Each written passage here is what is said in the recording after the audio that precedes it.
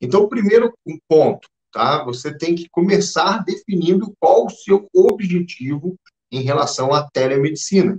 Por que você quer começar a utilizar a telemedicina?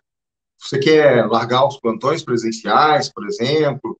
Você quer ficar mais tempo com a tua família? Quer continuar atendendo, mesmo que você tenha, às vezes, uma dificuldade de se locomover até o local de atendimento presencial, né? Um exemplo, a pessoa pode ter fraturado o pé, né? Então, a colega sofreu um acidente, fraturou o pé, tem dificuldade de se locomover até o local de atendimento. Por que não dar continuidade aos atendimentos utilizando a telemedicina, tá? Para os casos que são possíveis, né? Então, eu tenho um exemplo, né, de duas alunas, né, uma pessoa ficar afastada, né, do trabalho na época ali que a gente estava vivendo ali, né, de 2020, né, por questão relacionada aí à Covid, e por comorbidade, né? E ela tinha um risco, né, maior, né, se ela acabasse adquirindo Covid, de ter complicações. Então, ela teve que ficar afastada do trabalho presencial. E isso, para ela, foi muito ruim, porque ela se sentiu assim, poxa, não estou fazendo, né, o meu dia a dia como médica, né? Isso traz, assim, um desconforto, né? E ela produtiva, né? Então, não podia ir para o local, por causa das questões de fatores de risco, mas estava plenamente produtiva. E a telemedicina traz essa oportunidade de você continuar podendo atender, dar assistência, manter a sua renda também, utilizando a telemedicina, mesmo que você não possa ir presencialmente, em alguns casos, tá?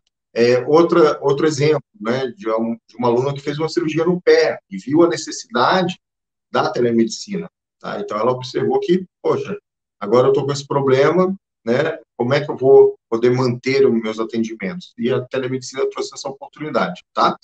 Outro objetivo que você possa ter também, né? Então, como eu falei, antes de iniciar na telemedicina, defina seu objetivo. Outro, você pode ter o objetivo de ampliar os seus atendimentos, atingir, por exemplo, pacientes de mais longa distância, de outras cidades, tá? De outros estados, dependendo da sua especialidade, que pode ser uma especialidade que não tem, né, em outras cidades ou outros estados, e você pode estar ampliando, né, o alcance para esses pacientes não precisarem se deslocar, às vezes, ou não fazer tantos deslocamentos para um acompanhamento na sua especialidade, tá?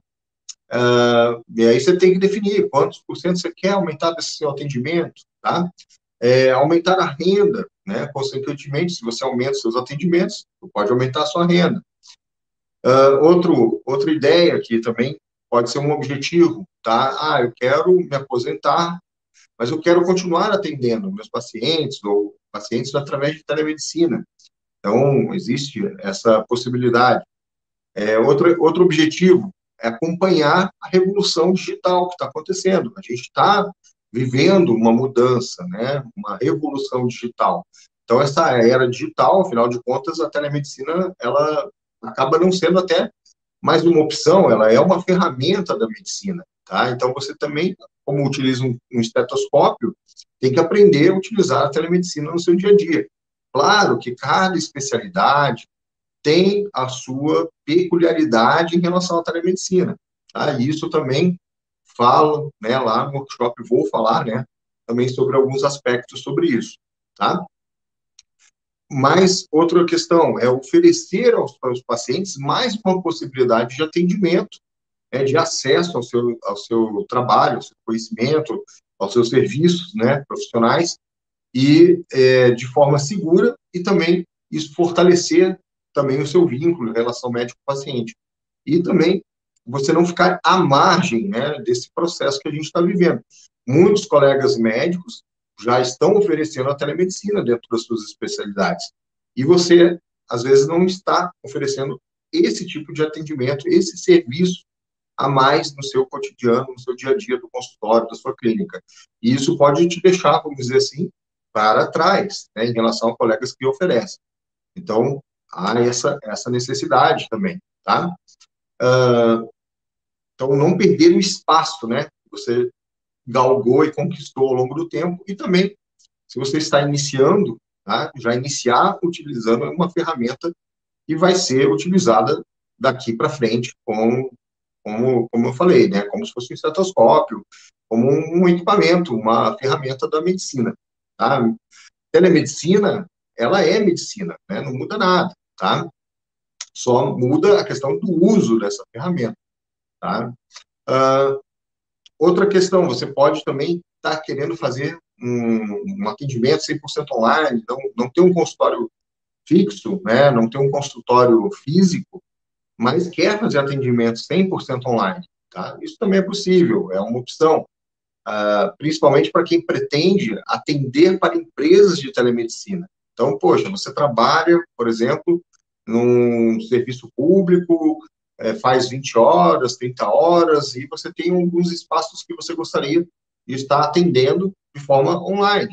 E não quer, né, ou gostaria de atender pacientes, né, e não quer montar toda uma estrutura, um consultório, fazer um investimento numa reforma de sala, e pode atender para empresas, né, por exemplo, e você ao longo do tempo, pode até ficar 100% online, trabalhando online.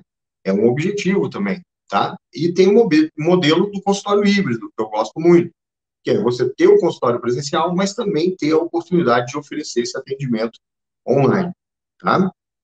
E você pode utilizar isso de forma que você vai utilizar no seu dia a dia, né? Entre as consultas ou retornos, né? E lá no workshop eu vou falar também sobre esse modelo, tá? No workshop Telemedicina na Prática, vou falar sobre a diferença desses dois tipos de atendimento, tá? E, no meu caso, o meu objetivo principal definido é ficar mais tempo com a minha família, tá? Então, agora mesmo, há pouco eu estava fazendo atendimento via telemedicina, estava aqui no meu escritório, dentro da minha casa, né? E eu sei que eu abro a porta e já estou ali com a minha família, tá? Então, eu não preciso me deslocar, por exemplo, para fazer um plantão, né? Então, teve uma época que eu atendia em outra cidade, então eu ficava 4 horas lá atendendo, mas eu tinha o tempo de deslocamento e isso acabava virando em 6 horas, né? É longe da minha casa. Então, hoje eu não preciso mais me deslocar da cidade onde eu resido e isso me deu mais tempo com a minha família, tá? Então, eu acho a telemedicina uma baita ferramenta, principalmente por esse aspecto. Só por isso eu já acho ela uma ferramenta muito boa, tá?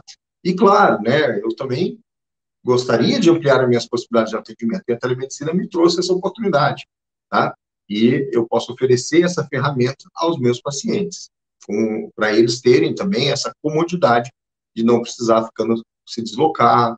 Muitas vezes é uma consulta só para um retorno, uma avaliação de exame. Eu já examinei esse paciente, né? Então, em muitas cidades tem dificuldade de deslocamento, de estacionamento, então, é uma comodidade para o paciente também, tá? E principalmente pacientes distantes, né? Que vão, às vezes, ter que 150, 200 quilômetros de deslocamento. Para algumas situações, não há necessidade, tá? E depois, para iniciar, depois de você definir o seu objetivo, o que mais você precisa, né? O que é ideal? Primeiro, como eu falei, estudar a legislação vigente é super importante. Conhecer a resolução do Conselho Federal de Medicina, acompanhar a tramitação da lei no Congresso Nacional, já passou na Câmara de Deputados, agora está seguindo para o Senado. Tá, não, já está no Senado, né? Não está seguindo, ela já está lá no Senado, e do Senado depois vai para a assinatura aí do presidente da República. Tá? Então, é bom a gente acompanhar. Mas a resolução já está bem adequada ao que vai ser a lei, né? Então, é muito importante a gente estar estudando a legislação vigente. Outro ponto fundamental é ter um certificado digital para você poder assinar os seus documentos eletrônicos, os seus documentos médicos, uma receita digital, um relatório, um encaminhamento, pedido de exame e assim por diante, tá? Outra questão, no meu ponto de vista, eu acho muito mais seguro você utilizar prontuário eletrônico, tá? Então, um prontuário eletrônico com ferramenta de videochamada integrada, para você deixar tudo ali registrado, o atendimento, conforme a resolução define, tá? Além disso, uma questão importante, que é a dúvida de muitos colegas, é sempre, como é que faz a telemedicina, anamnese, exame físico, né? Então, conhecer a telepropedêutica, tá? Não é um nome que eu inventei, tá? Telepropedêutica já é algo bem estabelecido em outros países que já utilizam a telemedicina há mais tempo, e aqui começou a se utilizar esse termo também. tá? Então, telepropedêutica, como fazer a telemedicina, né? Como você vai conduzir uma consulta de telemedicina. E a consulta de telemedicina, ela tem uma questão interessante, ela tem o antes, o durante e o depois, tá? Então, a telepropedêutica é muito importante, tá? E o que é possível e não é possível fazer por telemedicina, né? Quando é necessário encaminhar, né? Quando é possível eu dar continuidade no meu atendimento da telemedicina, quando eu identifico uma situação e essa situação necessita imperiosamente do exame físico, né? Então, ter esse bom senso também é importante. Isso também é importante que vem lá da tua prática também do teu dia a dia, tá? Então, nesses quase 3 anos aí de uso da telemedicina, né, que a gente já está caminhando aí para 3 anos, né? Passou rápido, tá? Em 2020, a gente teve lá a portaria ministerial, a medida provisória, então já estamos aí com mais de 2 anos. Então, vários estudos daí têm mostrado, várias empresas que trabalham com telemedicina fazem levantamentos dos atendimentos, da resolutividade desses atendimentos. Então, se estima que 85%, né, de todas as demandas que chegam até a telemedicina, né, são resolvidas ali mesmo, tá? E uma parte precisa de um encaminhamento, mas a maior parte, a grande maioria, não, tá? E isso pode ajudar de forma enorme, e já ajuda, né? De forma enorme o sistema de saúde, seja ele público ou privado, tá? E como ampliar os atendimentos via telemedicina? Como é que eu vou ampliar esses meus atendimentos, tá? Então, você pode começar comunicando para os seus pacientes, né? De consultório, amigos, familiares, tá? Que você está atendendo por telemedicina, tá? Então, começa com aquele seu círculo mais próximo, né? E aí, você também pode começar a converter aquelas dúvidas que você recebe de WhatsApp para formalização do atendimento.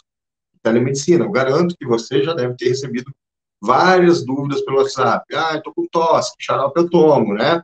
Ah, olha lá, manda uma foto, uma mancha, né? Ah, e essa manchinha, o que que é, né? Então, essas dúvidas, né? Elas precisam, né? E hoje a resolução até exige isso, né? Que elas sejam registradas em prontuário, né? Print de tela de WhatsApp não vale, tá? Isso não é prontuário. Então, você precisa fazer um prontuário, anotar as informações que foram passadas, o que você passou para o paciente, tá? Se foi conduta, se você deu orientação. Então, isso tudo requer o registro. Porque antes, muita gente já fazia telemedicina, né? Os pediatras, os obstetras sempre, né? Tinham aí ligações de madrugada, né? Aí depois evoluiu para o WhatsApp, as pessoas mandando mensagem, e assim por diante. Então, a gente tinha ali uma situação que não estava em conformidade, não era formal, tá? Ficava sem registro, você não recebia pelos seus honorários, né? Pelo seu trabalho, você não recebia os seus honorários.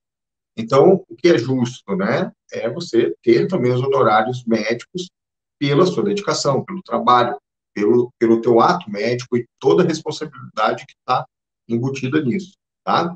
Então, outra questão é para você ampliar seus atendimentos,